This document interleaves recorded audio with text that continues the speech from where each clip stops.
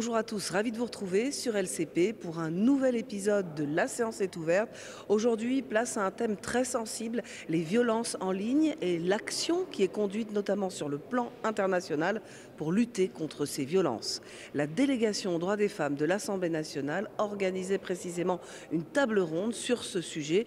Autour de la table, des femmes, avocates, comédiennes ou encore l'ancienne ministre Roxana Maracineanu. Direction tout de suite la salle 6350 de l'Assemblée nationale. Alors les prémices sont malheureusement assez classiques. L'ensemble de mes sœurs féministes qui sont identifiées sur les réseaux sociaux sont cyberharcelées et c'était mon cas depuis que je m'exprime et que je suis publiquement visible, donc depuis les années 2010. Et simplement, le mot n'existait même pas de cyberharcèlement. Donc au départ, on ne savait même pas nommer ce qui nous arrivait. Et puis en 2022, je participe à une émission sur le Crayon Média que je ne connaissais pas. Et on m'invite et je comprends en direct que en fait, c'est une émission qui va consister à débattre avec une personne en face de moi sur la question de la langue française. Et j'ai inventé une langue qui s'appelle la féminine universelle, qui est une création artistique, littéraire et militante qui sert à faire entendre, comme d'ordinaire, la langue a été masculinisée à partir du XVIe siècle. Et puis, à partir de là, on est en 2022, le 12 juillet 2022, la vidéo est postée. D'abord en entière sur YouTube et puis des petites parties sur les différents réseaux sociaux, Instagram notamment. Et tout de suite, je vois que les commentaires sont en nombre et sont très insultants, voire menaçants. Au départ, je me dis, bon, c'est un peu comme d'habitude, hein, parce que c'est un peu triste, mais c'est notre quotidien. Et puis, au bout de quelques heures, quelques jours, je me rends compte que ce qui change par rapport à d'habitude, c'est la quantité de commentaires et de messages privés aussi que je reçois. Et le fait que ça ne s'arrête pas, que ça débarque par raid, que de jour comme de nuit, sur l'ensemble des réseaux sociaux, pleuvent des torrents de haine, clairement misogynes. Donc, pour donner un petit peu la nature, c'est beaucoup d'insultes misogynes, lesbophobes, d'injonctions à retourner en cuisine, ça revient énormément, à revenir à ma place de femme, à savoir au service des hommes à la maison, d'injonctions à se taire, des ta gueule, ils écrivent juste TG, mais ça c'est par centaines de milliers que j'en ai reçu.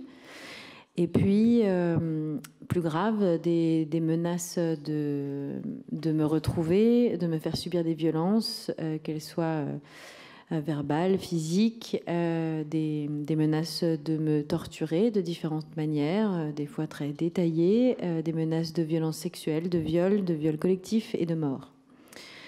À partir de là, ça va même s'étendre à l'ensemble des vidéos que j'ai déjà postées. Moi, je suis une artiste. J'ai besoin aujourd'hui des réseaux sociaux tels qu'ils sont, donc à savoir les réseaux sociaux Meta, pour que simplement les gens sachent où est-ce que je joue et qu'il y ait des gens dans la salle. Donc je n'ai pas le choix de quitter ces plateformes. Et d'ailleurs, j'adorerais qu'il y ait un service public européen du réseau social. Il y a peut-être quelque chose à inventer qui respecte nos normes démocratiques. Mais en attendant, c'est un peu Mark Zuckerberg qui décide ce qui passe ou pas. Et malgré les nombreux signalements sur de nombreux commentaires publics, très peu sont retirés. Le Crayon Média va faire quand même un petit peu de modération, mais ça ne va pas suffire, et notamment ce que je reçois en privé. Et donc sur l'ensemble des vidéos que j'ai déjà postées, mais des fois des années avant, en fait, ils épluchent tout ce que j'ai écrit, et là, ils commentent et ils m'insultent. Et donc ça vient nous envahir partout. Mon téléphone est brûlant en permanence, même si on fait en sorte de ne pas recevoir de bruit pour les notifications. Le fait de les recevoir fait chauffer le téléphone non-stop. On ne peut plus le prendre sans voir le nombre de messages en attente de lecture, et donc on ne peut plus non plus lire le message de soutien, ou alors si on lit les messages de soutien, nécessairement on lit au moins les premiers mots des messages des cyberharceleurs. Ça devient très compliqué pour décrocher le téléphone. Par exemple, je n'arrive toujours pas à décrocher le téléphone lorsque je ne connais pas le numéro, ce qui peut poser des problèmes quotidiennement, notamment professionnellement. Mais ça j'en suis incapable, parce qu'évidemment, ça m'est arrivé à ce moment-là de décrocher et d'être immédiatement insultée et d'être appelée encore. Là, je me dis à ce moment-là que je vais devoir d'abord assurer ma sécurité, parce qu'on m'informe que sur divers réseaux sociaux, y compris certains où je ne suis pas d'ailleurs, que des hommes cherchent, voire ont trouvé mon adresse physique et menacent donc de venir me trouver et de faire du mal aux gens qui vivent avec moi. Donc alors que ce n'était pas prévu, j'annule tous mes rendez-vous parisiens et je quitte Paris pour ma sécurité. De toute façon, c'était devenu impossible de sortir puisque les hommes me reconnaissaient régulièrement dans la rue. Enfin, les femmes aussi, mais ça fait beaucoup moins peur. Et puis, donc, je suis restée plusieurs semaines en région, chez des amis, et puis après cachée dans les Alpes, en hypervigilance. Donc, je suis à peine sortie, et lorsque je sortais pour faire des courses, c'était toujours accompagnée. Et puis de là, s'en est suivi des conséquences, c'est-à-dire que j'ai beau être une militante féministe depuis une quinzaine d'années, j'ai beau être outillée, savoir ce que font les violences, les conséquences, on les subit quand même. Donc dans notre santé physique et mentale, ça va être... excusez-moi, ça m'émeut.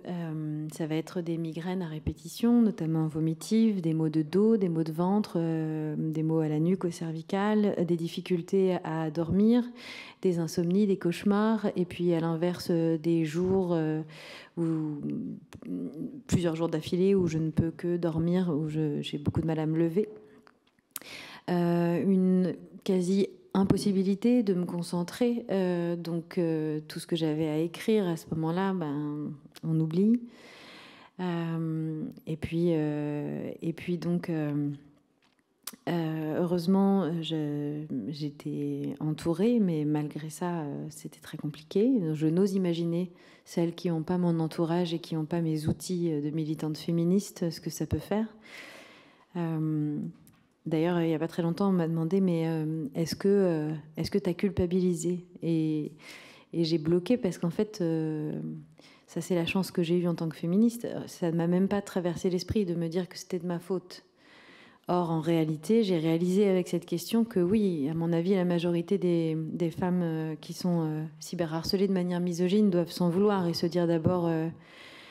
mais qu'est-ce que j'ai mal dit ? J'ai été mal comprise, c'est de ma faute. Moi, ça ne m'a pas traversé l'esprit. Au moins, je savais que j'y étais pour rien et que les coupables, c'était eux. Ensuite, donc, j'ai demandé de l'aide à des amis qui travaillent dans le numérique, parce qu'en fait, il fallait... je savais que je voulais porter plainte, que je voulais apporter ma pierre à cet édifice. Je pensais, sauf le respect des institutions de police et de justice ici présentes... parce que j'ai accompagné beaucoup de victimes, je pensais que ça allait rien donner, qu'il n'y aurait pas d'enquête, parce que j'ai trop vu ça. Mais je me suis dit, je veux quand même dire que c'est pas normal et je veux mettre toutes les chances de mon côté. Donc j'ai demandé à des amis qui travaillent dans le numérique de faire les captures d'écran, de les dater et de les classer par chef d'inculpation. Je ne pouvais pas faire ça. Une chance aussi que j'ai en étant féministe, c'est que je savais qu'il ne fallait pas que je lise ce que je recevais. Alors on voit quand même les premiers mots, parce qu'encore une fois, si vous voulez rester connecté au monde, vous êtes bien obligé pour identifier la nature du message. Et des fois, les premiers mots, croyez-moi, ça suffit. Pour autant, voilà, j'avais besoin que d'autres gens en classe. Et évidemment, tout n'a pas pu être traité, parce que c'était vraiment des centaines de milliers de messages, si ce n'est des millions, sur la fin en quelques mois.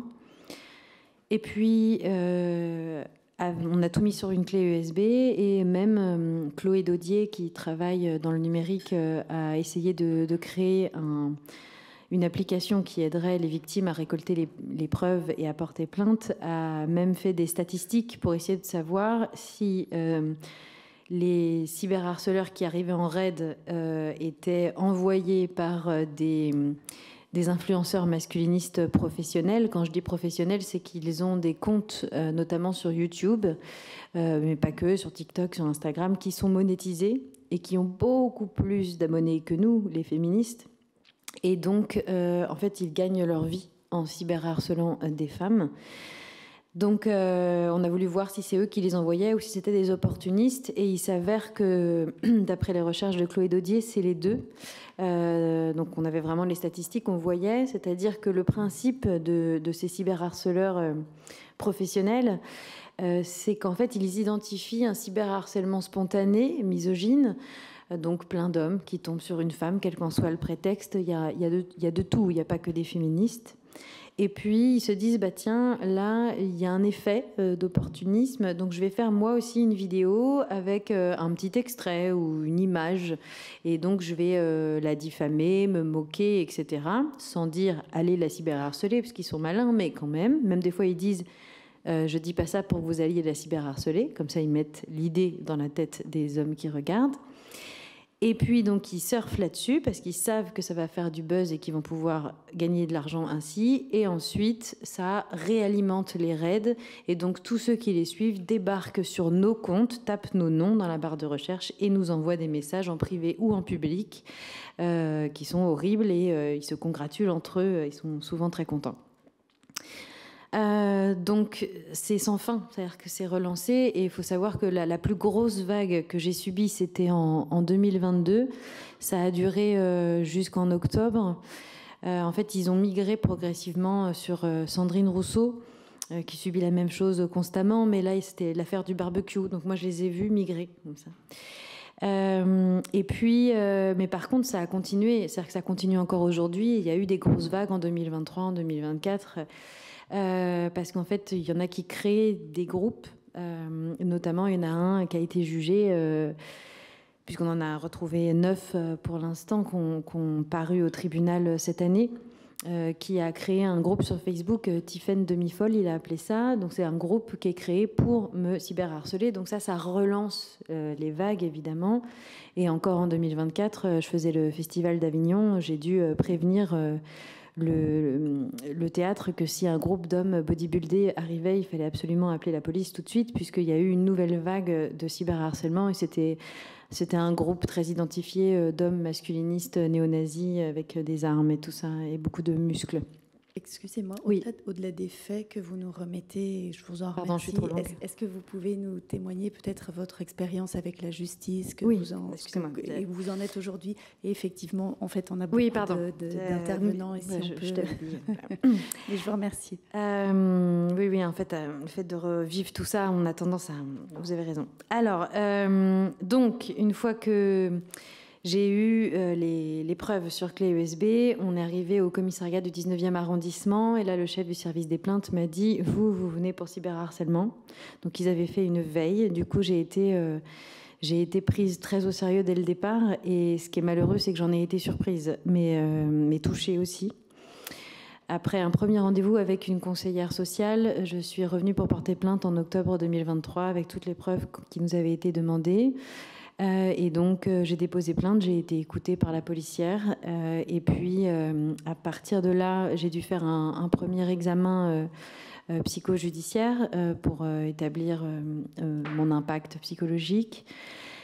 J'ai pas eu de nouvelles pendant quelques temps. Et puis, j'ai été rappelée par l'adjudante en charge de mon affaire qui m'a expliqué qu'ils ils avaient enquêté sur une trentaine, quarantaine d'hommes.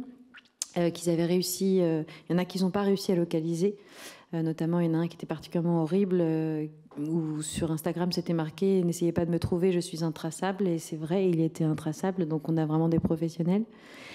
Et donc il fallait que je refasse un examen psychojudiciaire avec un expert pour déterminer, donc j'ai eu plus de 8 jours d'ITT avec le docteur Coutenceau, et puis donc j'ai eu la date où 9 premiers majeurs allaient être jugés, c'est-à-dire le 17 septembre 2025.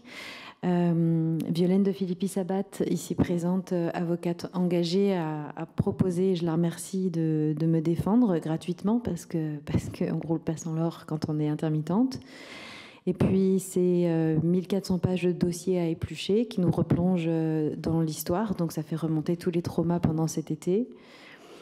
Et puis donc on est arrivé au tribunal Là, la Cour avait l'air concernée. Les questions nous ont semblé très bien. Sur les 9 mis en examen de ce jour-là, parce qu'il y aura d'autres majeurs l'année prochaine, et il y a les mineurs par ailleurs d'un autre côté, 6 étaient présents. Donc ça a duré toute la journée. Moi j'ai pu témoigner à la barre et puis évidemment eux aussi. Le procureur peut-être en parlera, mais a requis des peines de prison avec sursis et des amendes. Et le verdict sera le 10 novembre. Donc voilà où nous en sommes. Et dans tout ça, bien sûr, parce que j'en ai parlé dans les médias, parce que je veux que cette terrible et douloureuse histoire serve à d'autres, que les victimes sachent qu'ils n'ont pas le droit, qu'on peut demander justice, et aussi que les gens connaissent le droit, parce que les gens ne savent pas qu'un seul message peut suffire. Et c'est ça qui est aussi très intéressant, c'est que dans ces 9 hommes, certains avaient écrit un seul message, un au bûcher sorcière, dans le cadre d'un cyberharcèlement de masse. Ça les a amenés en garde à vue pendant une journée. Il y a eu des enquêtes très très poussées. C'était un gros dossier d'enquête pour de bonnes raisons. Et voilà, certains étaient jugés pour cyberharcèlement avec circonstances aggravantes en raison du sexe et d'autres en plus pour menaces de violence non suivies des faits. Merci Madame infiniment pour ce témoignage qui nous permet de rentrer dans le vif du sujet, de dire bah oui, que nous voulons travailler à ce que le droit dans la vie réelle soit le même que dans la vie numérique. Donc merci de ce témoignage-là. Madame Laure Salmona, je vous laisse la parole.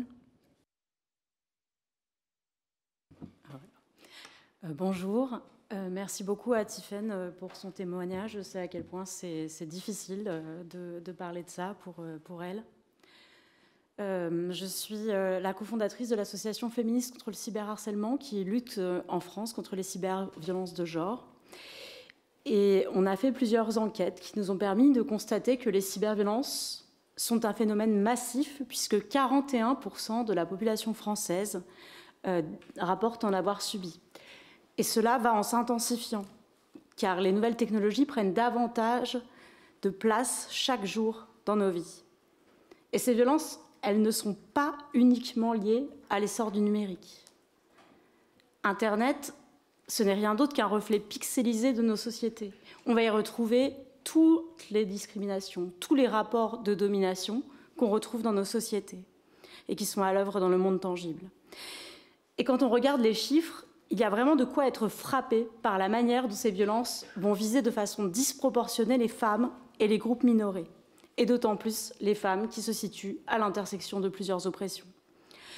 Nos enquêtes montrent que 65% des femmes de moins de 35 ans rapportent avoir subi des cyberviolences, 85% des personnes LGBTIQ+, 71% des personnes racisées et 78% des personnes disant appartenir à une minorité religieuse. C'est donc d'abord en luttant contre la déshumanisation de certains groupes de population que nous pourrons combattre les violences en ligne.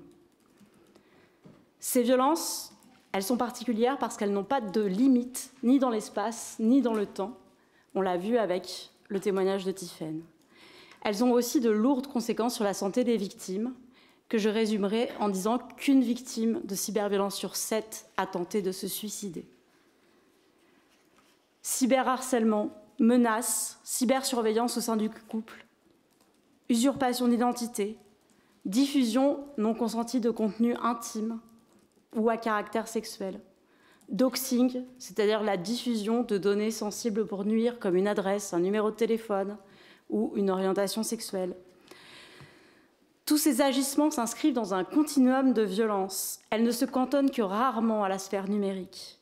Pour vous donner un exemple, quand Nadia Dam a subi un cyberharcèlement massif initié par les utilisateurs du forum 1825 de jeuxvideo.com, en fait, son adresse a été diffusée. Il y a des personnes qui allaient dans son immeuble, qui étaient sur son palier, et elle était en danger physique. Et c'est un peu aussi, Tiffaine, ce que tu nous as raconté dans ton témoignage. 72% des violences en ligne se sont poursuivies dans le monde tangible pour les victimes et pour 1 sur 5 par des violences sexuelles et physiques. Et c'est malheureusement le quotidien de nombreuses femmes victimes de cyberviolence qui sont dès lors obligées de penser leur présence en ligne de manière défensive.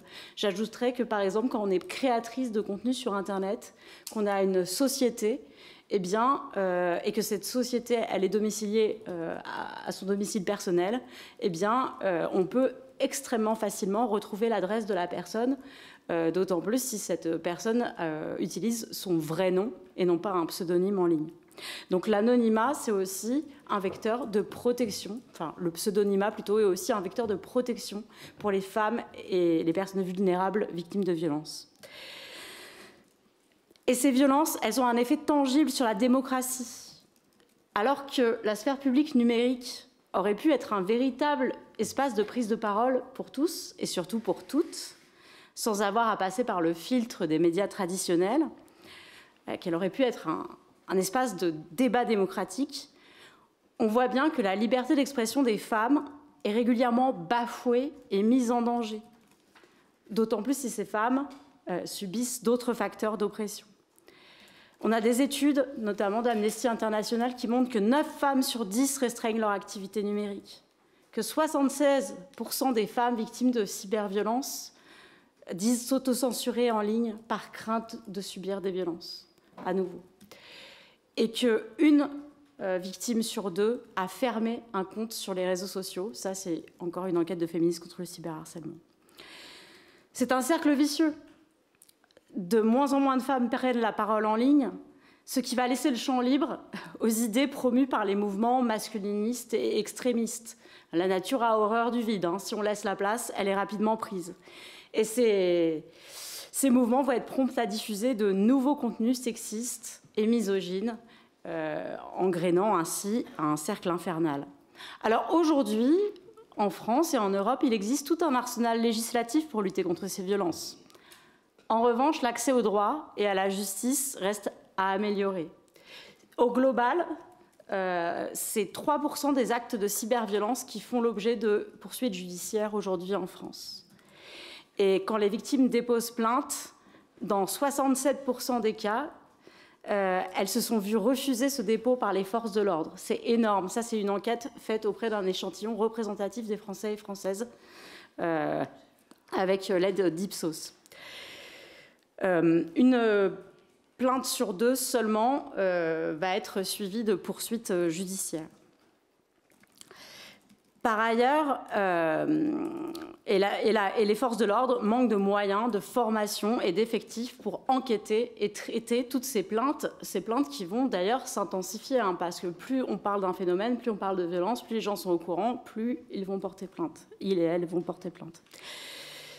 Par ailleurs, la justice, si elle permet de faire reculer l'impunité, ne permet quasiment jamais de protéger les victimes dans l'immédiat. Le temps de la justice est long. Et la lutte contre les cyberviolences, elle ne peut se réduire à de simples mesures judiciaires et punitives. Les victimes, elles ont besoin de soutien et d'accompagnement par des professionnels formés. Aujourd'hui, il n'y a toujours pas de plateforme spécifique pour accompagner les femmes adultes victimes de cyberviolences. Qui soit, comme le 3018, une plateforme de signalement, d'orientation, d'accompagnement. En fait, tout reste à faire en matière de formation, de sensibilisation des publics et de protection des victimes. Il est urgent de mieux financer les associations, notamment les associations féministes qui travaillent depuis des années sur ces sujets. Nous ne sommes pas loin d'un basculement. La menace que font peser sur la démocratie la désinformation genrée, les deepfakes à caractère sexuel, les biais des algorithmes de recommandation et des systèmes d'intelligence artificielle générative et la silenciation des femmes et des groupes minorés représentent un risque énorme pour nos sociétés.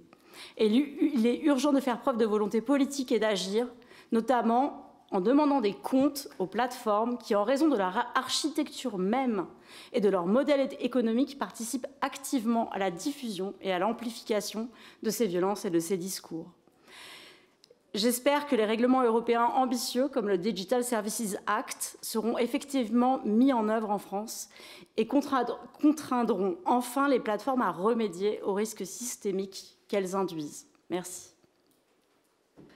Merci. Alors le DSA, on l'a déjà mis en œuvre avec le PJL SREN et justement, ça m'intéressera d'avoir quelques retours de ce qu'on a pu mettre en place. Peut-être Maître de Philippe Sabat, je vous laisse la parole. Est-ce que vous pouvez fermer votre micro, Madame Salmona? Merci. Normalement, oui, voilà, ça fonctionne. Merci de me recevoir. Alors, je rejoins parfaitement ce qui a été dit précédemment et je vais essayer de ne pas faire de redite, mais d'éclairer justement sur le dispositif légal et son ineffectivité, malheureusement. Parce que, comme vous le savez, bon, il est vrai que le cyberharcèlement, il est englobé dans le harcèlement, dans notre article 222-33-2-2 du Code pénal. Et donc, comme Tiffaine l'a rappelé, il suffit d'un seul message à partir du moment où l'utilisateur ne peut pas ignorer qu'il s'inscrit dans une vague de haine en ligne pour qu'il puisse avoir des comptes à rendre à la justice. Donc notre dispositif légal, en réalité, il est plutôt bien. C'est-à-dire qu'il n'y a pas nécessairement à retoucher la loi selon moi. Il me semble que cet article permet d'englober, justement, comme on l'a vu ici, un utilisateur qui va, dans une vague haineuse, contribuer à cette vague en menaçant, en insultant une seule fois. Donc, à mon sens, la loi, elle est bien. Le problème auquel on se heurte, c'est donc pas le code pénal en lui-même, c'est, et de manière plus large pour les violences faites aux femmes, le fait que nous n'avons pas les moyens dans la justice pour faire appliquer notre cadre légal existant. Et ça, je crois que c'est le problème de notre siècle. C'est-à-dire que les féministes se sont battues au XXe pour faire modifier notre dispositif législatif. Ça s'est terminé aux alentours du début des années 2000 avec, par exemple, la loi pour le nom de famille des enfants qui permet aux mères de transmettre leur nom, etc. On a aligné finalement nos législations, notre législation interne, pour que l'égalité soit théoriquement acquise. Et aujourd'hui, sur tous les volets des violences faites aux femmes, et notamment le cyberharcèlement, on se retrouve avec une impunité qui est que lorsque une femme vient déposer plainte pour signaler des faits qui sont sanctionnés par notre code pénal, les services de justice, et en premier lieu la police, ne peuvent pas prendre en compte correctement cette demande, puisque elles et ils sont débordés et le sont de manière tout à fait avérée, sincère. Il n'y a pas nécessairement de mauvaise foi, bien sûr, dans l'impossibilité pour eux de prendre une plainte. Alors parfois, il y en a, oui. J'ai un exemple récent d'un policier qui m'a dit qu'il était... Enfin, je lui ai dit merci de prendre le temps de nous recevoir. C'était pour une plainte pour violence, en l'occurrence pas de cyberharcèlement, mais d'inceste sur un homme quand il était petit. Et quand je l'ai remercié, il m'a dit « Oui, bah écoutez, effectivement, on est débordé avec toutes ces femmes qui mentent maintenant. » Donc c'est vraiment texto. Hein. Donc après j'ai demandé d'illustrer son propos. Il m'a dit vous voyez cette semaine on a une femme qui est venue. Elle était, je cite, donc c'était extrêmement choquant pour l'homme que j'accompagnais qui est lui-même une victime. Elle était à poil dans le lit de l'homme concerné. Elle refusait finalement une sodomie. Voilà les mots d'un policier. Là il y a mois de juin ça je crois en fait. Hein. Donc pour revenir aux cyberviolences, ce que je veux dire par là c'est que vu qu'on a des forces de l'ordre qui parfois sont de mauvaise foi ou pas formées comme lui. Sexiste. On a aussi des forces de l'ordre qui sont tout à fait impliquées, parfaitement sensibilisées pour certaines, notamment je pense à une juge d'instruction qui était vraiment très très bien dans un dossier, mais cette femme, et comme une autre policière que j'ai eue dans un dossier récent aussi, sont débordées. Donc la juge d'instruction a loupé un délai pour faire prélever une mèche de cheveux dans un dossier de viol, et la policière concernée, et là je reviens aux cyberviolences, m'a appelé dans un autre dossier qui n'est pas celui de Tiffaine, qui est celui d'une activiste féministe, artiste aussi.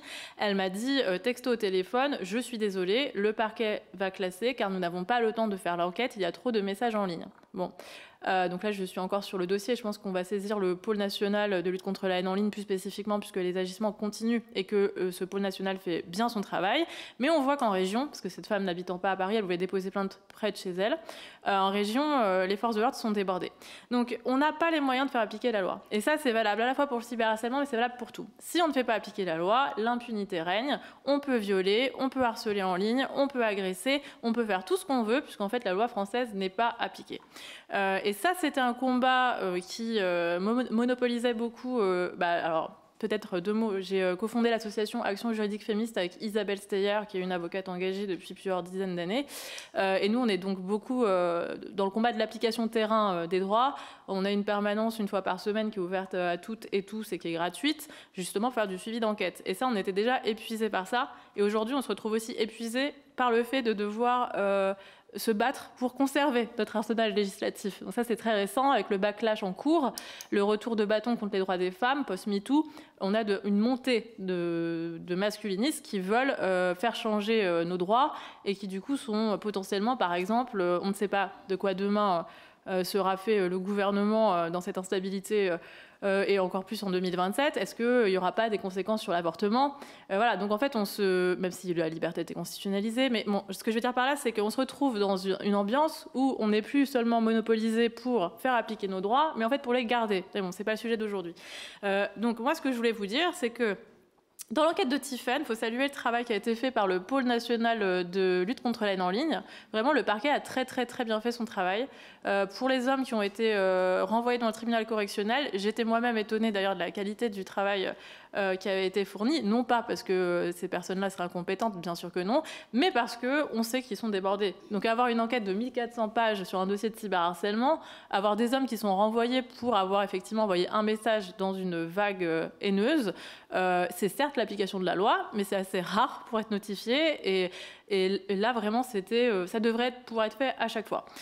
Donc là où je veux en venir, c'est que petit bémol quand même sur cette enquête, eh bien c'est que en fait on aurait quand même dû avoir des centaines d'hommes renvoyés dans le tribunal correctionnel, et puis vous avez bien compris que c'était budgétairement impossible pour le parquet de mobiliser encore plus de temps, d'argent et de moyens matériels pour envoyer tous les hommes qui ont potentiellement émis des messages infractionnels. Parce que là vraiment, moi j'ai vu la quantité de messages sur les réseaux de Tiphaine, avec qui je milite, dont je suis l'avocate, mais dont je suis également une amie.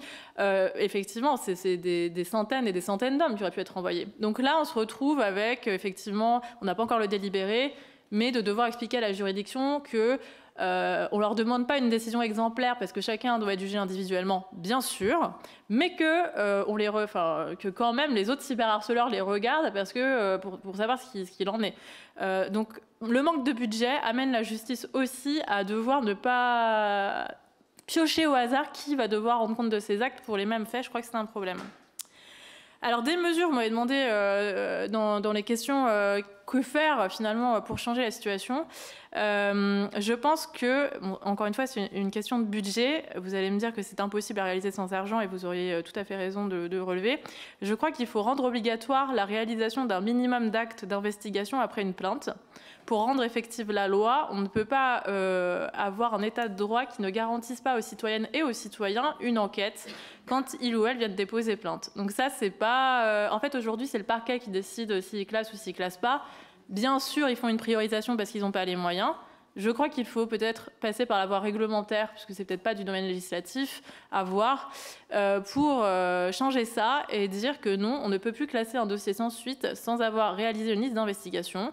En l'occurrence, l'audition de l'homme accusé, enfin de la personne accusée, par exemple, la saisie de son téléphone portable avec une perquisition, si c'est nécessaire dans certains cas d'affaires. Enfin, vous voyez, d'imaginer un canevas d'enquête, c'est, à mon sens, très important. Et ça a été repris notamment par la commission de lutte contre les violences dans le milieu culturel de Sandrine Rousseau et d'autres commissions parlementaires. Donc c'est quelque chose qui est aussi demandé par la coalition féministe qui travaille en ce moment sur une loi intégrale. Donc ça, rendre obligatoire la réalisation d'un minimum d'actes d'investigation après une plainte, tant qu'on n'aura pas ça en France, ce sera l'impunité. Parce que, bon, je dis souvent en ironisant, les codes, on s'en sert pas pour faire des cale-portes. Hein. Donc, je veux dire, si ça sert à rien de l'avoir écrit dans un code, je parlais de l'avortement, la liberté dans la Constitution, d'accord. Bon, il empêche que sur le terrain, le planning familial vient de fermer 7 centres. Donc on peut mettre tout ce qu'on veut dans nos lois. Si on n'a pas ça, cette application, et là, la réalisation d'un minimum d'actes d'investigation, on se retrouve notamment pour le cyberharcèlement, avec des enquêtes, comme je vous en parlais tout à l'heure, qui ne sont pas faites, comme dans le dossier de cette autre femme, dont je viens de vous donner l'exemple. Ensuite, je crois qu'il faudrait un suivi possible en ligne des enquêtes via une plateforme. C'est-à-dire que bien sûr, il y a le secret de l'enquête. Donc il ne s'agit pas pour la police de mettre sur une plateforme exactement ce qu'ils ou elles sont en train de faire. Juste, la femme ou la personne concernée rentre son numéro de plainte et elle sait que c'est en cours au commissariat de, je dis n'importe quoi, Versailles, de Soissons. Après tout, on sait suivre des lettres recommandées. Pourquoi on ne pourrait pas suivre une procédure ? Donc vraiment basique, en réalité, pas d'informations sur le contenu des auditions, bien sûr, mais juste que la personne se connecte et se dise « Ah, ok, c'est encore en cours, ça me soulage en fait de voir que l'État a quand même pas perdu ma plainte, que c'est toujours en cours, que voilà. Parce que là, j'ai eu le cas, pareil, de 2 gardes à vue qui ont été annulés en Ile-de-France récemment pour des faits de violences faites aux femmes. Le cabinet n'a pas été informé du décalage, les femmes concernées n'ont pas été informées du décalage, elles avaient bloqué leur journée pour une éventuelle confrontation, et à ce stade, on ne sait toujours pas si elles vont être recalées. J'ai eu le policier par mail il y a quelques jours, il m'a dit moi je suis débordée, donc je n'ai pas de date à vous donner pour la prochaine garde à vue. Et pendant ce temps, l'état de santé d'une des 2 s'aggrave gravement.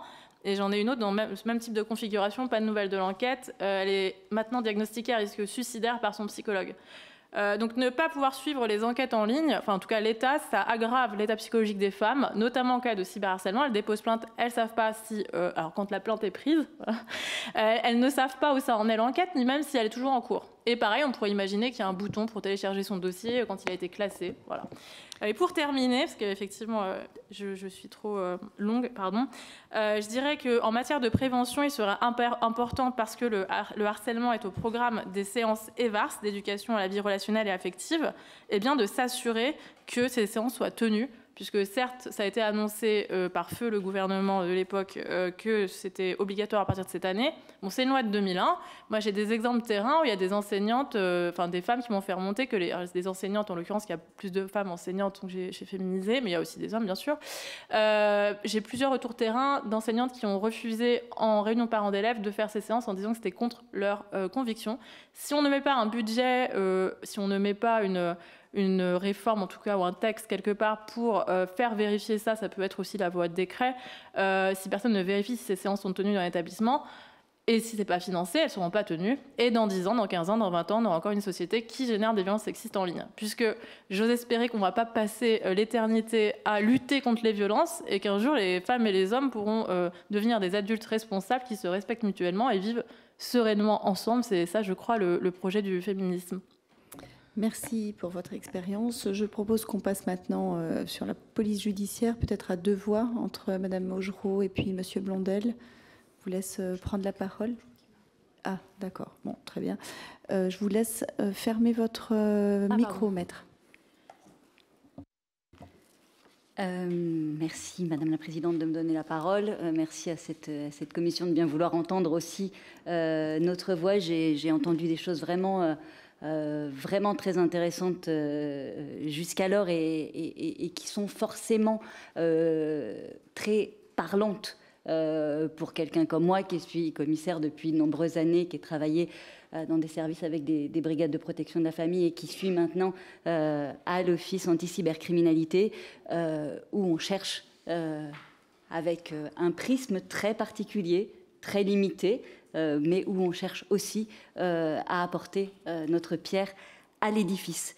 La lutte contre les violences sexuelles et sexistes, elle dépasse encore tout ce qui a été dit jusqu'à présent, c'est-à-dire qu'on a un agglomérat qui est encore plus important et une vague qui est encore plus forte que ce qui a été déjà décrit avec beaucoup de force, et notamment à travers votre témoignage, Madame. Mais c'est vraiment aujourd'hui quelque chose qui dépasse la seule action de la police judiciaire que je représente aujourd'hui. C'est l'action de l'ensemble des services de police, de gendarmerie, qui doit aussi jouer pour pouvoir lutter contre ce phénomène. Dans notre cas, pour la police nationale, au-delà de la police judiciaire, et vous l'évoquiez, Madame, mais la question de la prise de plainte est un élément absolument essentiel. C'est un maillon fondamental pour pouvoir entendre, écouter, entendre et prendre en considération la victime. Et ça, je trouve que ça a été magnifiquement décrit, mais c'est vraiment quelque chose d'essentiel et qui, je le dis maintenant parce que ça n'entre pas dans le champ de compétences de Pharos, qui n'a pas cette confrontation-là avec les victimes. Mais c'est un élément essentiel pour la police nationale de longue date. Alors effectivement, ça nécessite aussi la formation d'agents à des évolutions de la société, mais comme chaque évolution de la société, finalement, nécessite notre adaptation, toute la cybérisation de la société, y compris dans sa dimension la plus abjecte, va impliquer que l'on forme l'ensemble des personnels pour pouvoir prendre en compte au mieux la parole des victimes. La police judiciaire, elle, et notamment dans sa dimension centrale, bénéficie d'entités spécifiques pour lutter contre les violences sexuelles et sexistes. Je pense notamment en premier lieu à l'OFMIN, l'Office mineur, qui va traiter de ces violences très particulières qui touchent des petites victimes mineures. Je pense aussi à l'OCRET, qui va travailler sur le proxénétisme. Mais ces services-là de la police judiciaire ne sont pas les seuls. La police judiciaire parisienne, avec la brigade de répression de la délinquance aux personnes, apporte aussi une très belle contribution à ce travail-là, de même que la gendarmerie nationale avec l'OCL-CH. Pour ma part, et en complément de tout ça, l'OFAC vient aussi travailler sur ce dispositif. Je vais évoquer très rapidement un autre dispositif que Pharos, dont on dispose depuis quelque temps, qui est une structure qui va lutter contre les plateformes qui contiennent des contenus illicites en ligne, non pas pour travailler sur les contenus vont être rétrocédés à des services dont c'est la compétence, mais qui va travailler, et vous l'évoquiez tout à l'heure, on a des spécialistes, des gens qui sont des haineux et qui créent des dispositifs pour ça. Il y a des plateformes, alors qui peuvent toucher la haine en ligne, mais qui peuvent toucher aussi toutes les thématiques criminelles d'ailleurs. Et nous, ce qu'on va chercher à faire, c'est aller identifier les administrateurs, les modérateurs de ces plateformes, quand il y en a, mais quoi qu'il en soit, c'est des gens qui vont aussi parfois récupérer l'argent parce qu'il y a une dimension lucrative dans tout ça, pour pouvoir saisir la plateforme en elle-même et surtout incriminer les individus qui sont derrière tout cela. Et puis, nous disposons de cet outil assez particulier, cet outil qui est Pharos. Pharos, qui est une plateforme spécifique. On est là aussi pour parler de la dimension internationale de ces violences. Et finalement, à l'échelon international, des Pharos, il n'y en a pas deux. C'est vraiment une plateforme unique en son genre, en ce qu'elle possède à la fois des pouvoirs judiciaires et des pouvoirs administratifs. Mais le rôle premier de cette plateforme, et c'est absolument essentiel aussi dans les violences sexistes et sexuelles, le rôle premier de Pharos, c'est d'orienter les signalements. Orienter les signalements au mieux, territorialement, pour qu'ils soient déjà pré-travaillés et qu'ils puissent être transmis plus ou moins clé en main à des services qui vont être au plus près des personnes mises en cause et pouvoir recouper éventuellement avec des informations dont ils disposent aussi déjà sur ces individus, mais aussi vérifier les éléments que nous avons pu obtenir. Donc c'est vraiment ça. Pharos, c'est avant tout un orienteur. C'est quand même ce pourquoi elle a été créée. Elle a été créée pour centraliser les signalements, pour qu'on puisse les recouper et justement se rendre compte parfois de l'ampleur de certains phénomènes. J'évoquerai notamment certains phénomènes qui nous inquiètent particulièrement aujourd'hui, de l'ampleur de certains phénomènes, mais aussi, surtout, pouvoir les orienter. L'objectif, c'est chercher à combattre le sentiment d'impunité en ligne. Vous demandiez dans vos questions comment on faisait pour identifier, enquêter. Comment on fait pour identifier ? Bien, ça va dépendre des signalements qui nous sont faits. Les signalements qui nous sont faits, ils nous sont faits soit par des professionnels, des associations avec lesquelles on a des conventions, et on en a qui sont aussi spécialisés sur les thématiques évoquées. Et puis, ils sont faits, en très grande majorité d'ailleurs, par des particuliers, par tout un chacun qui peut faire un signalement sur Pharos parce qu'il a constaté des contenus qui sont, à son sens, manifestement illicites, quelle qu'en soit la nature. Ces signalements-là, juste pour vous donner un ordre de grandeur, c'est 222 000 un peu plus de 222 000 signalements qui ont été faits sur la plateforme au titre de l'année 2024. Donc on est sur un nombre de signalements qui est extrêmement important, et surtout une proportion dans ces signalements de la haine en ligne que l'on voit s'accroître progressivement, insidieusement au fil du temps. Donc ça va dépendre, je vous disais, pour les identifier, des signalements reçus. On va recevoir des signalements où la personne qui nous fait le signalement s'identifie. C'est simple, on va pouvoir reprendre contact avec elle et essayer d'aller chercher des éléments complémentaires quand on n'a pas d'éléments dans le signalement. Et puis, parfois, elle porte sur des faits où l'auteur ou le mis en cause potentiel est lui-même identifié. Je pense à des influenceurs particulièrement célèbres qui sont aussi connus pour des violences sexistes et sexuelles et pour lesquels là, Pharos peut assez aisément et rapidement transmettre au service territorialement compétent. Quoi qu'il en soit, dès qu'on transmet à un service pour enquête, la première chose que fait Pharos, et c'est ce que vous disiez également, et c'est pour ça que votre témoignage a vraiment fait écho aussi à l'action qu'on peut mener, c'est que la première chose à faire, c'est qu'on va figer la scène d'infraction, de crime. On va aller figer, comme on le fait sur la voie publique, pour que les éléments soient conservés et qu'ils puissent être ensuite exploités et présentés en justice. L'internaute est parfois pas du tout identifiable et la personne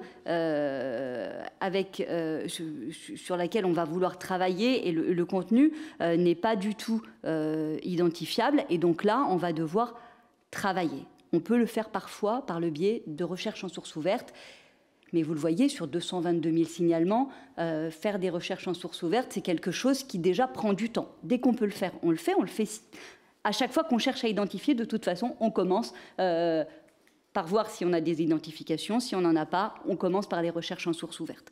Je vais vous donner quelques illustrations à chaque fois que je vais évoquer, si vous le voulez bien. Mais on a eu notamment sur Pharos ce signalement d'un individu.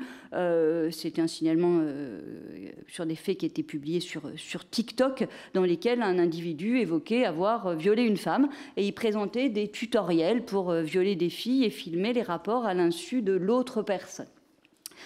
Et grâce à des recherches en source ouverte, les enquêteurs de Pharos ont pu analyser l'entièreté du compte de cet individu, et c'est via les autres éléments contenus dans le compte de cet individu qu'ils sont parvenus à récupérer des éléments d'identification et qu'ils ont identifié cette personne comme étant un étudiant, et on a ciblé le lieu où il était étudiant de façon à pouvoir orienter très rapidement ce signalement vers le service territorialement compétent avec les éléments donnés.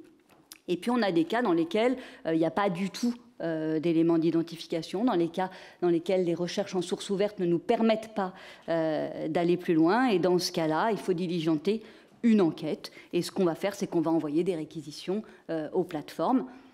La chance qu'on a, la double chance qu'on a, dirais-je, c'est que le bureau d'aide à l'enquête numérique, c'est-à-dire celui qui va avoir des contacts privilégiés avec les plateformes, est hébergé à l'Office anti-cybercriminalité et nous permet d'avoir des relations privilégiées avec un certain nombre de plateformes et en tout cas de pouvoir les actionner sur un certain nombre de contenus en disant là, on a vraiment besoin qu'on réponde à notre réquisition dans des délais très brefs parce que on constate quand même qu'il y a un caractère au moins d'urgence concernant ce fait. Et puis Pharos, eu égard à sa nature même et à son ancienneté, Pharos c'est quand même une plateforme qui a été pensée en 2006. Les réseaux sociaux, c'est 2005. Donc on a été assez proactif à l'échelon national grâce à ce qui nous intéresse, Madame la Commissaire, c'est son efficacité, peut-être évoquer la dimension internationale. Et je suis particulièrement intéressée pour suivre les travaux sur torture et barbarie. Et auquel cas, vous me donnez l'envie, en tout cas, d'aller voir et de visiter Pharos pour aller vérifier son efficacité, en tout cas. Vous y êtes la bienvenue, Madame la Présidente. Comme vous me demandiez comment on faisait pour identifier, je pensais que vous souhaitiez que je développe sur ce sujet. Sur la dimension internationale, comment on fait? De la même manière, donc on va faire des réquisitions qui vont nous permettre d'avoir des éléments, sauf que dans la majorité des cas, on va devoir passer par des MLAT, et là, c'est plus le cas de Pharos. Ce sont les services qui vont mener les enquêtes, qui vont travailler. Pharos, je le redis, c'est vraiment un service d'orientation, et c'est ce que je souhaitais illustrer le plus clairement possible avec mon propos pour qu'il n'y ait pas de confusion sur le rôle de la plateforme. En ce qui concerne Pharos et la coopération avec les plateformes, la dimension internationale, on est forcément affecté par les changements qui peuvent se produire à l'échelon international. Pharos, c'est, comme vous l'évoquiez tout à l'heure à un autre sujet, mais c'est un miroir de l'actualité. Donc, on récolte aussi beaucoup d'éléments. Les changements qui ont pu être opérés sur X, par exemple, et notamment avec la limitation de la modération, ont affecté la coopération et la collaboration qu'on pouvait avoir avec cette plateforme. Mais ce que l'on constate aussi, c'est des difficultés parfois de qualification de certains contenus liés à des difficultés plutôt d'appréciation d'un pays à l'autre, de la législation, de la liberté d'expression et de la liberté de parole, enfin, d'une manière assez générale. L'existence globale du DSA, notamment, nous a permis d'être de plus en plus efficaces dans nos travaux, et on utilise aussi tous les canaux de coopération policière, bien évidemment, pour travailler. Dans cette lutte sur les violences sexuelles et sexistes à l'international, on utilise aussi et on travaille aussi beaucoup avec l'ARCOM. L'ARCOM qui est le représentant français de la mise en œuvre du DSA, l'ARCOM que l'on va alimenter. Et l'idée, en allant alimenter l'ARCOM, c'est de pouvoir, selon les contenus qu'on va mettre au jour, à terme, initier des enquêtes, non pas nationales, mais européennes, contre des plateformes sur le fondement d'une somme de contenus et d'inactions qui auraient été constatées. Et ça, c'est un enjeu pour l'avenir que l'on a commencé à mettre en œuvre avec l'ARCOM et sur lequel on travaille avec l'ensemble des partenaires avec lesquels on travaille, notamment sur la haine en ligne. A été évoqué le PNLH tout à l'heure et qui est effectivement un acteur essentiel de ce dispositif aussi. Sur les difficultés que l'on a aussi dans la dimension transnationale de ces violences-là, ce sont des difficultés de qualification. On constate des mouvements qui se développent de plus en plus, celui des incels, qui n'est pas du tout un mouvement nouveau, mais qui est un mouvement qui prend beaucoup d'ampleur, qui fait partie des mouvements qui nous inquiètent au plus haut point sur Pharos. On a aussi le mouvement COM qui a été constaté d'abord aux États-Unis, mais qui commence à toucher l'Europe. Et ce qu'on constate avec ces mouvements, c'est surtout une recherche de désensibilisation, et notamment avec le mouvement COM, de désensibilisation qui commence par la jeunesse. Et on désensibilise à la violence de contenu, quels que soient ces contenus. Et c'est en ça que Pharos se réjouit de la mise en œuvre du texte sur les actes de torture et de barbarie, parce que cette désensibilisation, elle est aussi reprise par les sites gore. Et ces sites gore-là, qui visent essentiellement un public très jeune, ce sont des sites sur lesquels on commence à pouvoir lutter avec ce texte.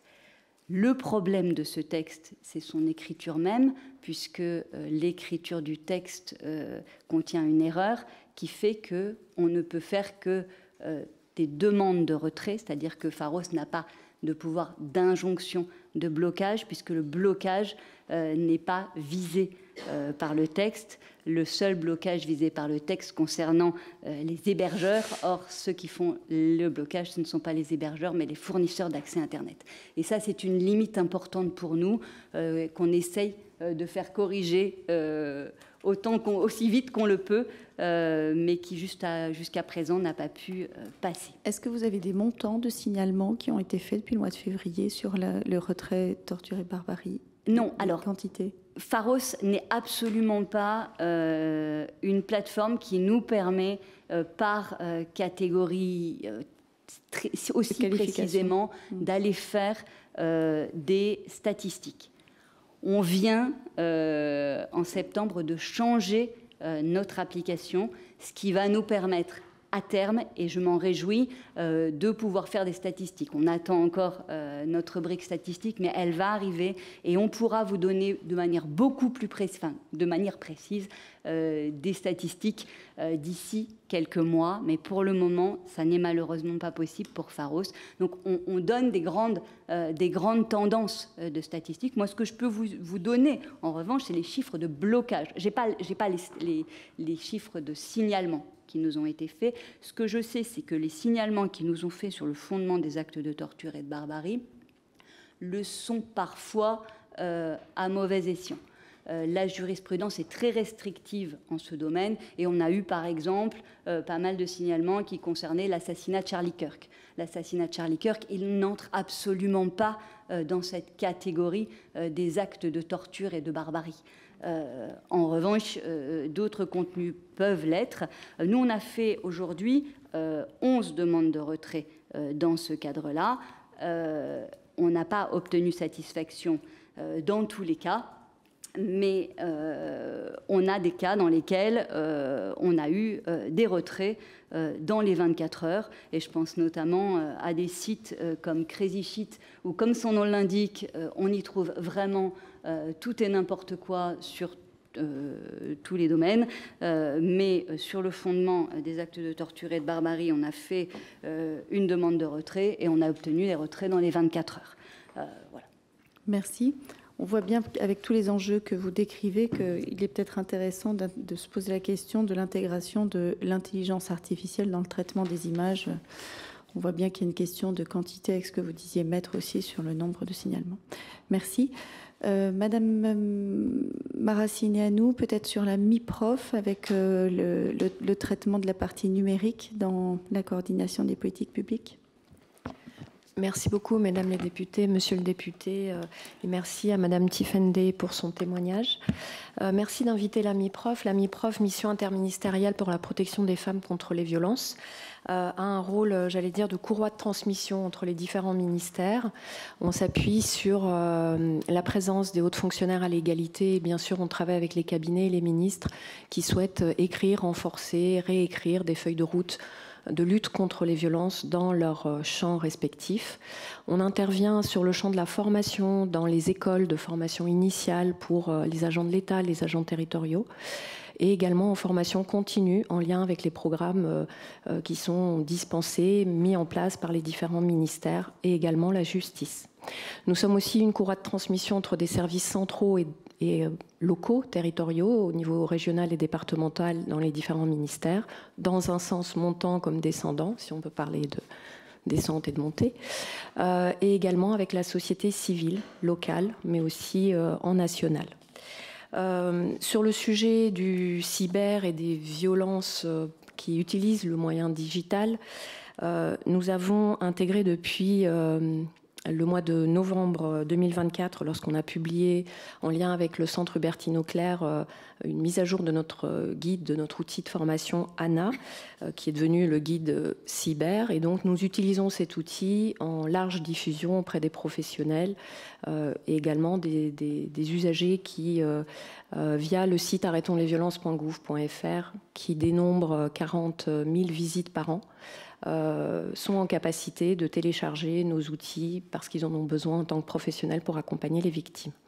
Nous pilotons également l'Observatoire des violences faites aux femmes. Et comme il a été mentionné, au niveau de l'État, aujourd'hui, il n'y a pas de chiffres disponibles, de statistiques disponibles, ni via Pharos, ni via le SSMSI ou le SSER Justice, les services statistiques avec lesquels nous travaillons et nous nourrissons les analyses de nos lettres de l'Observatoire.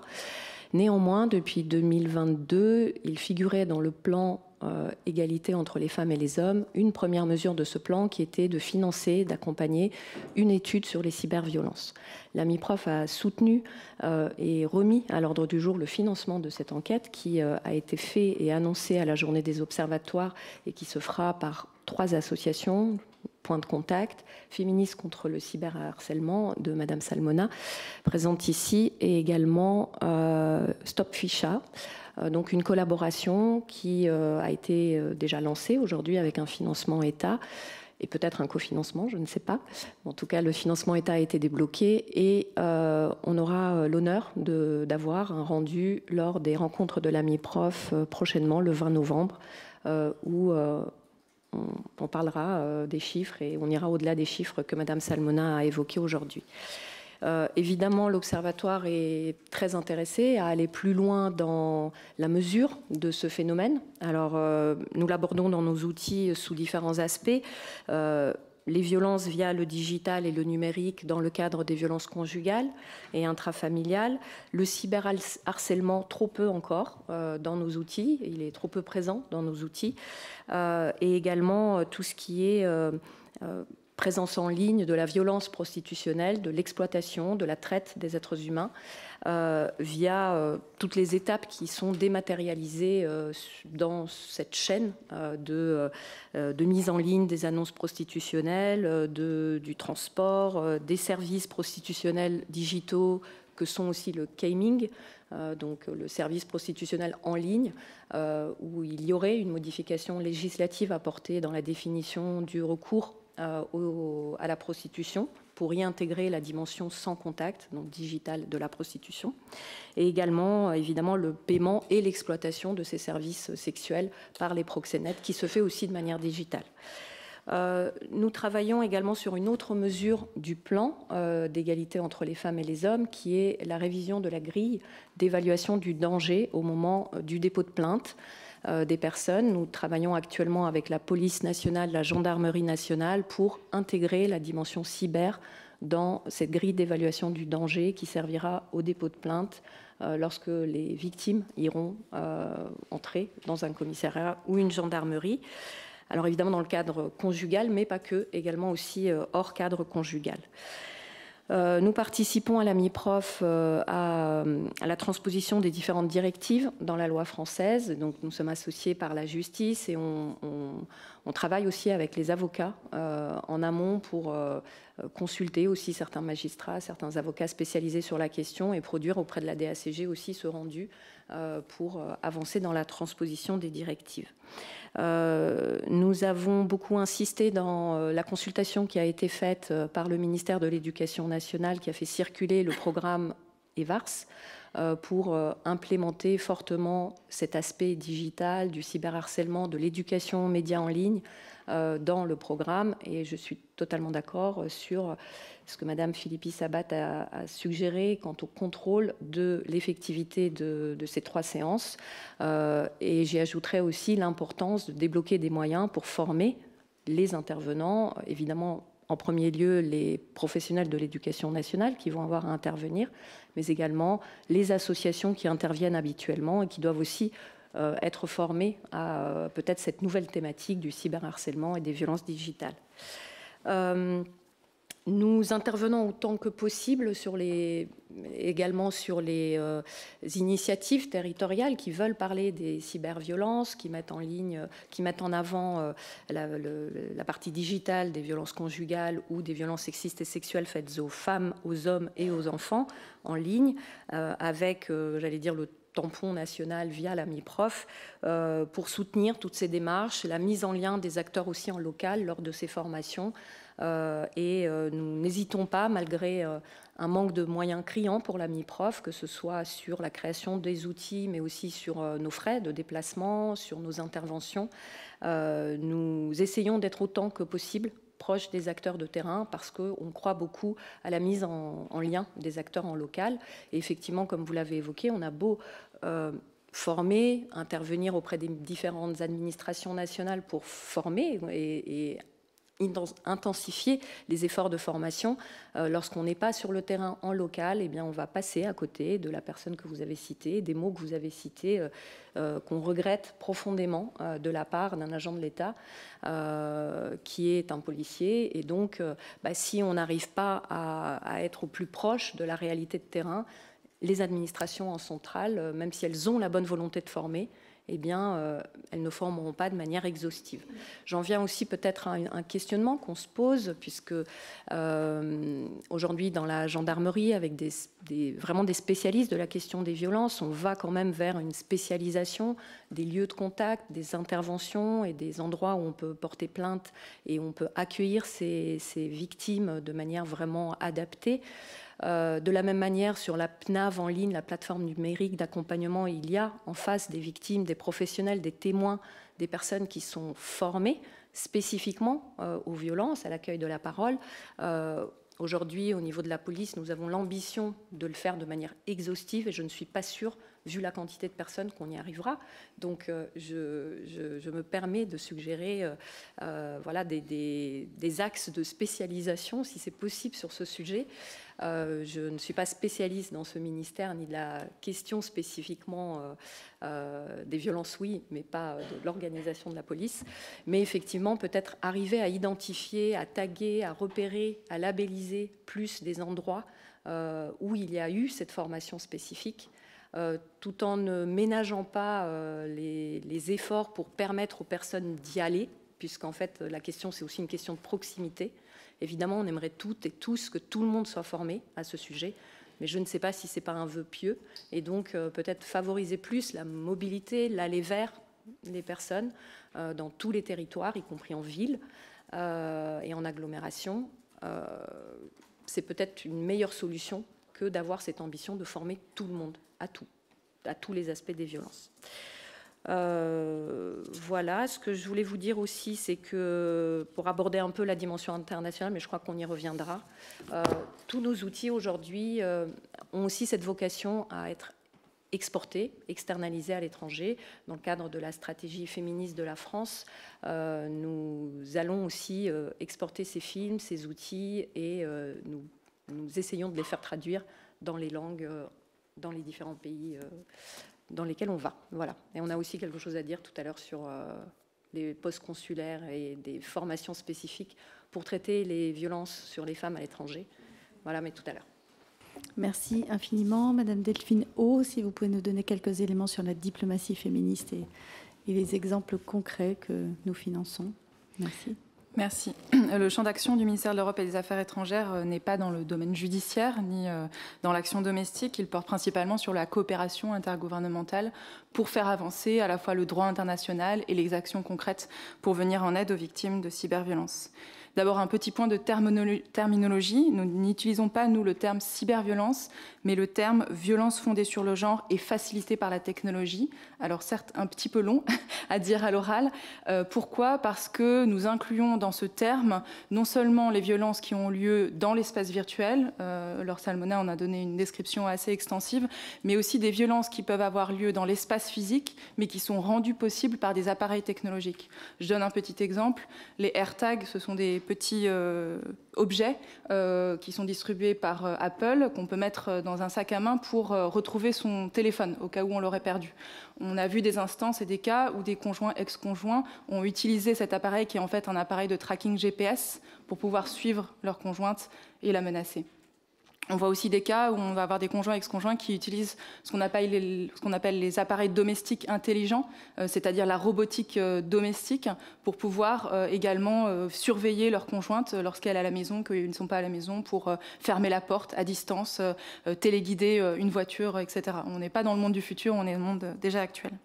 Alors ce terme-là, il n'existe pas à proprement parler dans le droit international, mais la France, avec un certain nombre de pays affinitaires, pousse depuis plusieurs années pour que justement il existe dans le droit international.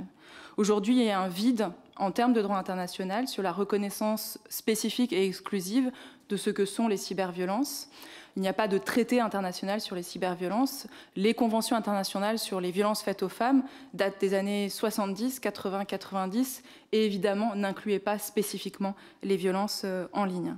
Je mentionne néanmoins la dernière convention adoptée par tous les États membres des Nations Unies, la convention sur la cybercriminalité qui a été adoptée en décembre 2024, donc relativement récente, qui est une convention, la première convention internationale qui définit l'étendue des cybercrimes et dans lequel il y a mention des cyberviolences de genre. Et le Parlement français sera d'ailleurs appelé à ratifier cette convention. Je crois qu'à date, aucun Parlement ne l'a fait aujourd'hui. Il faut que 40 parlements le ratifient pour que la convention entre en vigueur. Quelques exemples d'initiatives lancées par la France. Tout d'abord, la France est à l'origine avec les Pays-Bas de la première résolution de l'Assemblée générale des Nations unies portant exclusivement sur les violences fondées sur le genre en ligne. Septembre 2024, c'est une résolution qui est non contraignante, comme toutes ces résolutions générales de l'Assemblée générale des Nations unies. Toutefois, c'est très important puisqu'elle a été signée par plus de 170 pays, ce qui est un nombre relativement supérieur en général aux résolutions portées sur les questions de violence de genre. La France a rejoint en 2023 le partenariat mondial contre le harcèlement et les abus en ligne fondés sur le genre. C'est une initiative intergouvernementale lancée par les États-Unis, mais depuis quittée par la présidence Trump, qui rassemble une quinzaine de pays du Nord et du Sud qui se coordonnent dans les espaces intergouvernementaux et multilatéraux, donc principalement aux Nations Unies, mais aussi dans le G7, dans le G20, à l'OCDE, au sein de l'Union européenne, pour justement pousser du langage un peu plus avancé, plus progressiste, sur la reconnaissance des violences fondées sur le genre et facilitées par la technologie. Ce partenariat et la France sont à l'initiative de la première déclaration politique internationale adoptée en marge du sommet sur l'intelligence artificielle en février de cette année sur les effets à la fois bénéfiques mais surtout maléfiques de l'intelligence artificielle sur les violences fondées sur le genre.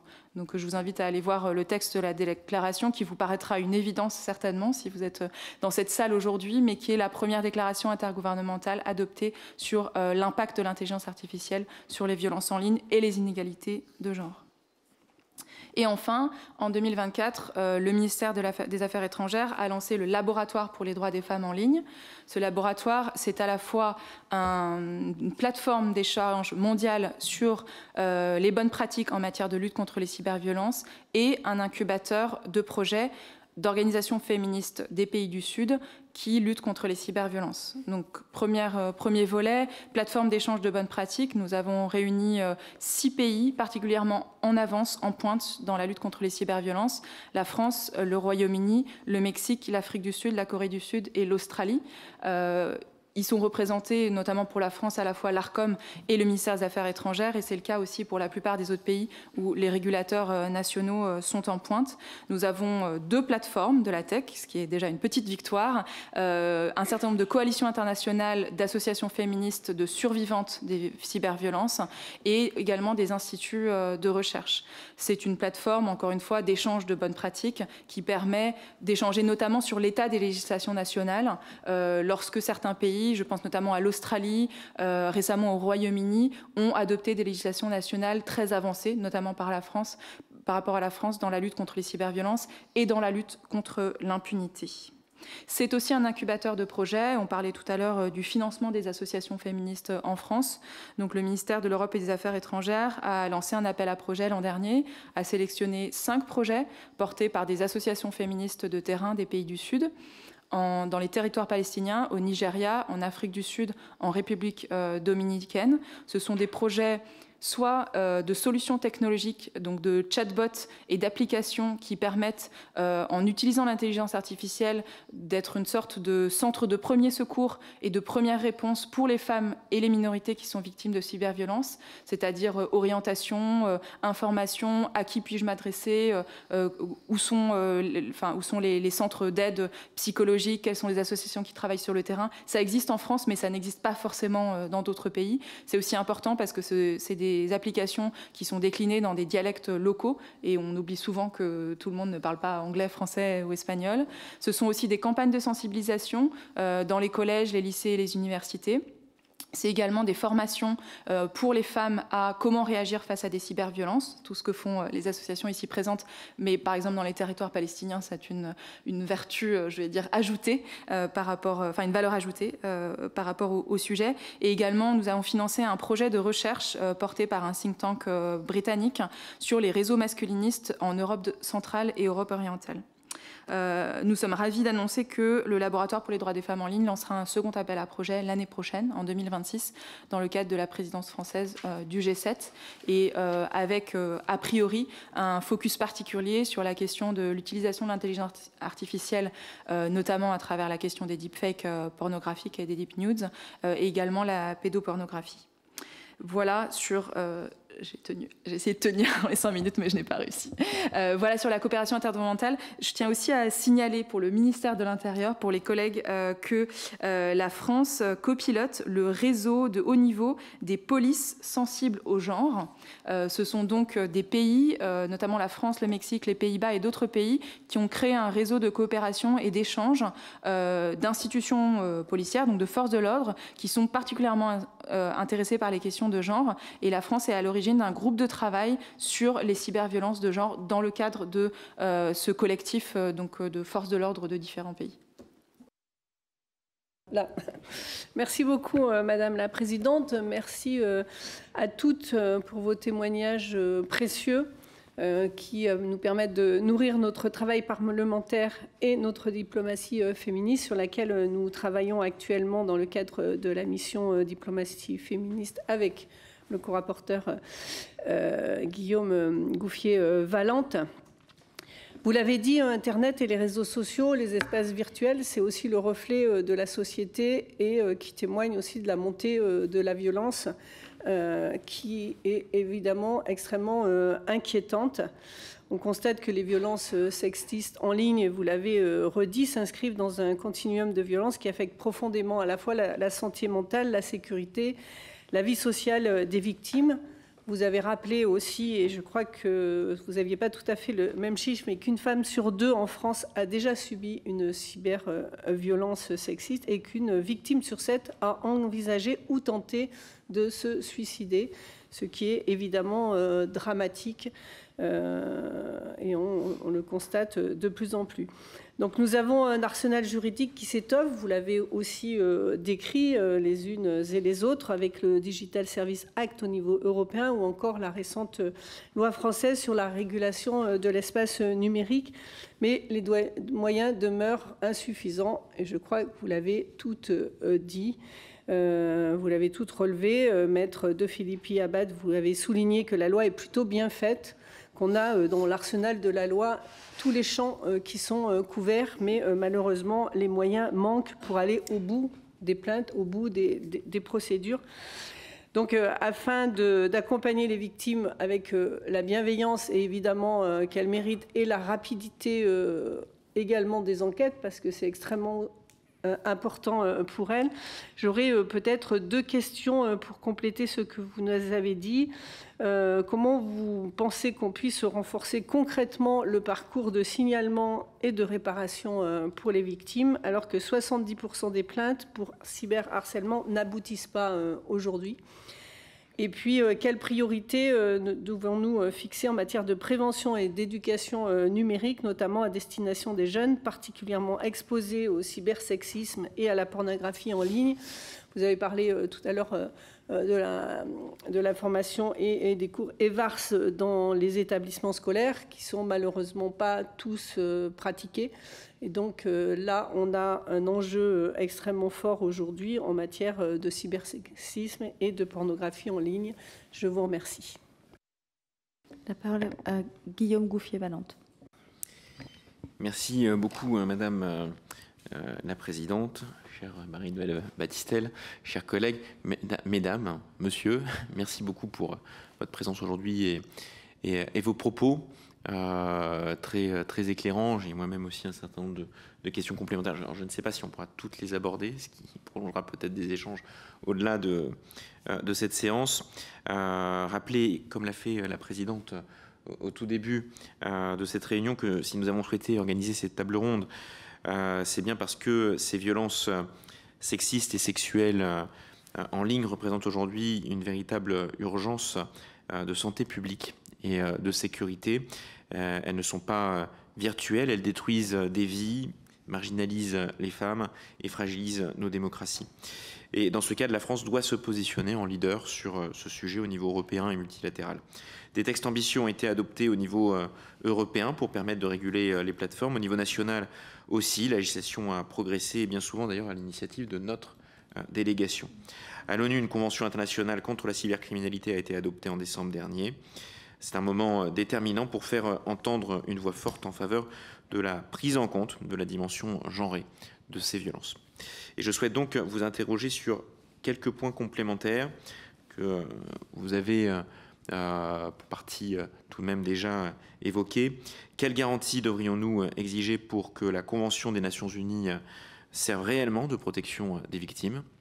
Deuxième point, dans le contexte de multiplication des deepfakes, de contenus pornographiques sexistes et de discours masculinistes radicaux, comment contraindre les grandes plateformes à assumer enfin leurs responsabilités et retirer ces contenus? Troisième point, selon vous, comment les nouvelles technologies, y compris l'intelligence artificielle générative, peuvent-elles être également utilisées comme outils de prévention dans cette lutte contre ces violences? Quatrième point, enfin, quelles mesures concrètes adopter pour lutter contre la véritable inondation de ces violences?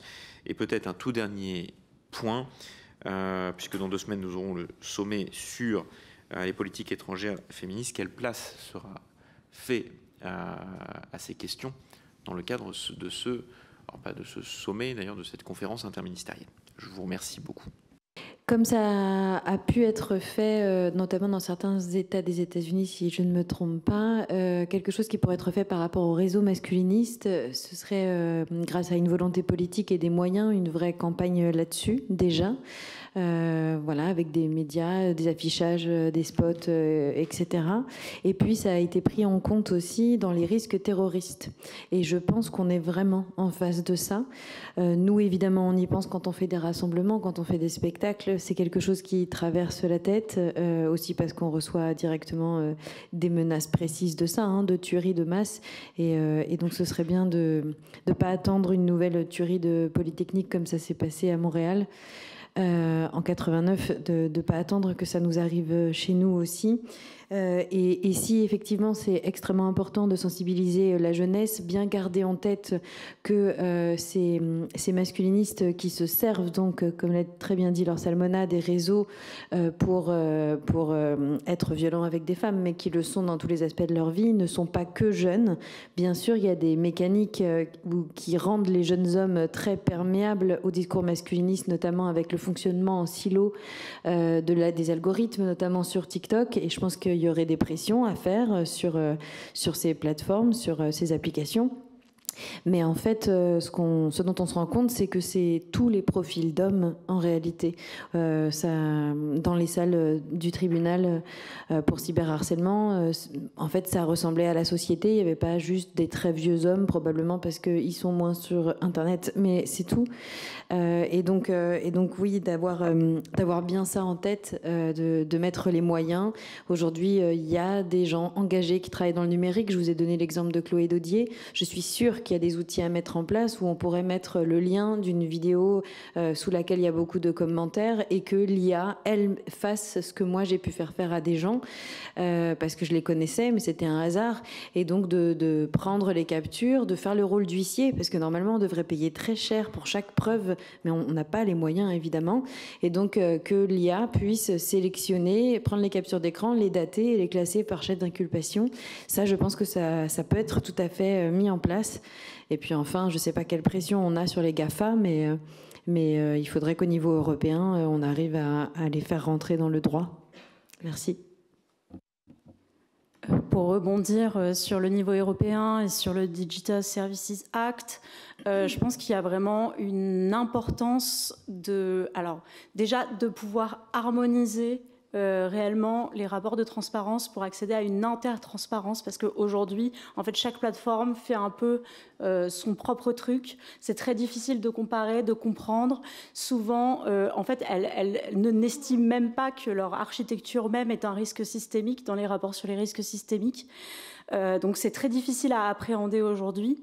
Il y a notamment sur la question, que ce soit du masculinisme ou du shadowban, un enjeu à pouvoir objectiver ces risques systémiques, donc à financer des recherches, des travaux de recherche qui vont permettre de montrer que ces plateformes, finalement, vont privilégier, les algorithmes de ces plateformes vont privilégier certains contenus et les mettre en avant.